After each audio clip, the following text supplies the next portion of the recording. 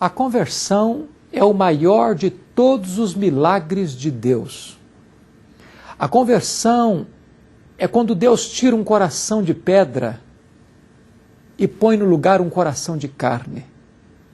A conversão é quando alguém é arrancado das entranhas da morte e recebe vida, vida abundante, vida superlativa, vida eterna.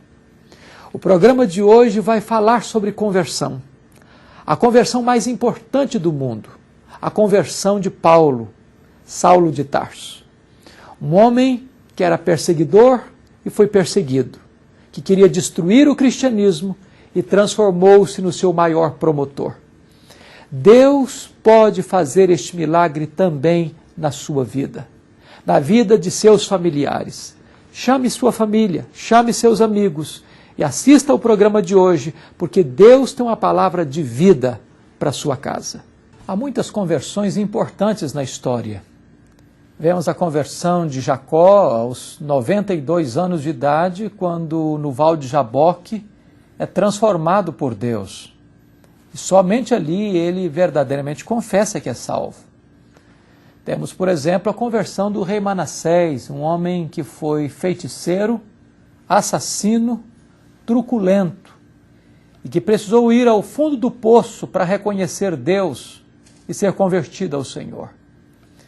Temos, por exemplo, o relato da conversão de Nabucodonosor, um homem megalomaníaco, guerreiro, expansionista, um homem que pensava que ele era o próprio Deus, e Deus o tirou do trono e o colocou no meio dos animais, para que ele reconhecesse a necessidade de se humilhar debaixo da poderosa mão de Deus. Temos, por exemplo, um relato interessante da história, a conversão de Agostinho de Hipona, cuja mãe orou por ele 30 anos e sai da devassidão para se tornar a maior expressão na igreja cristã depois do apóstolo Paulo. Hoje eu quero conversar com você sobre a mais importante conversão da história. E nós vamos conversar sobre a conversão de Paulo. Por uma questão pedagógica, eu não vou usar o nome Saulo, usar o nome Paulo. Paulo foi o maior perseguidor da igreja, o maior inimigo do cristianismo. Ele foi implacável. Mas, ao mesmo tempo, depois de sua conversão, tornou-se também o maior apóstolo. Este homem, antes da sua conversão, foi o maior expoente do judaísmo. Depois da sua conversão, foi o maior expoente do cristianismo. Ele era judeu, nascido em Tarso, capital da Cilícia, e ele era cidadão romano. Ele era fariseu da tribo de Benjamim, hebreu de hebreus, zeloso da sua religião. E este homem não podia aceitar que um rabino de Nazaré, que viveu como pobre, humildemente, nascendo numa manjedoura, crescendo numa carpintaria e morrendo numa cruz, pudesse ser o Messias prometido, o Salvador do mundo. Ele não podia aceitar que seus discípulos, os discípulos de Jesus, pregassem publicamente em Jerusalém que este homem, Jesus de Nazaré, tinha vencido a morte e ressuscitado dentre os mortos. Então, ele que fora criado aos pés de Gamaliel, de cultura enciclopédica, de personalidade prismática, levanta-se para perseguir até a morte este Cristo e a sua igreja, pensando com isso estar tributando um culto a Deus. Quem era este homem? Diz a Bíblia que Paulo era uma fera selvagem. Em Atos capítulo 9, a sua conversão é narrada, e mais duas vezes em Atos, Atos 22 e 26. Portanto, o livro de Atos relata a conversão deste homem 3 vezes. E diz o texto que ele respirava ameaças e morte contra a igreja. Essa expressão é a mesma expressão para caracterizar uma fera selvagem, que está correndo atrás da sua presa e a apanha e a devora. Este homem perseguia a igreja, ele prendia os cristãos. Ele açoitava os cristãos. Ele forçava os cristãos a blasfemarem contra Jesus. Ele não apenas perseguia os crentes em Jerusalém, ele perseguia os crentes nas cidades circunvizinhas. E agora ele está pegando cartas do Sinédrio, do sumo sacerdote, dos principais sacerdotes, para ir a Damasco, capital da Síria, porque muitos cristãos tinham fugido de Jerusalém por causa da perseguição implacável. E ele quer prender esses crentes, manietá-los e levá-los presos para Jerusalém e quem sabe ali dizimá-los, destruí-los. Ele era uma fera indomável, furioso, assassino.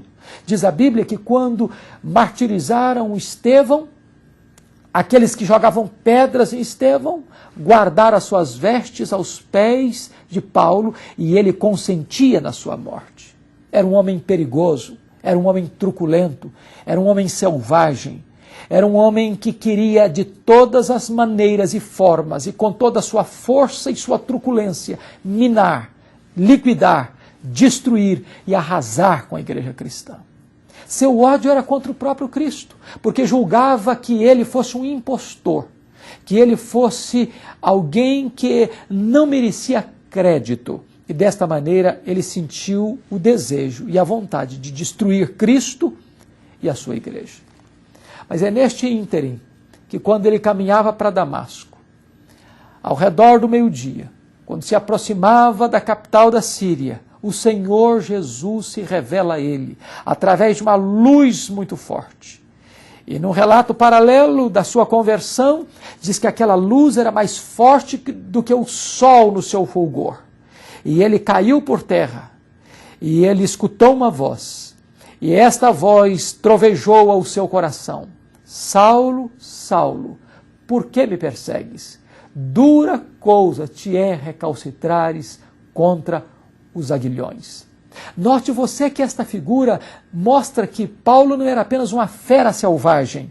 Paulo era um touro, furioso, indomável e rebelde. Na verdade, a conversão de Paulo foi súbita, mas não foi repentina. Deus já estava trabalhando neste homem.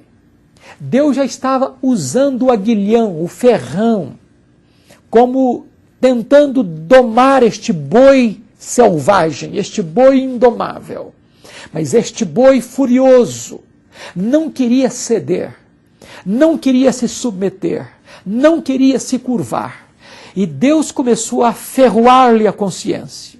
Deus começou a ferroar-lhe a alma. Primeiro, quando ele percebeu que Estevão, o proto-mártir do cristianismo, estava sendo apedrejado, e o seu rosto brilhava, e parecia rosto como de um anjo. E ele viu quando Estevão orou e disse: Senhor Jesus, não lhes imputes este pecado. O Senhor estava ferroando a consciência de Paulo, mas ele resistiu a este aguilhão e não quis se converter. Deus ferroou a consciência dele quando ele prendia os cristãos, quando ele forçava os cristãos, quando ele açoitava os cristãos, quando ele matava os cristãos. Esses cristãos morriam alegres, cantando. Isso certamente era um instrumento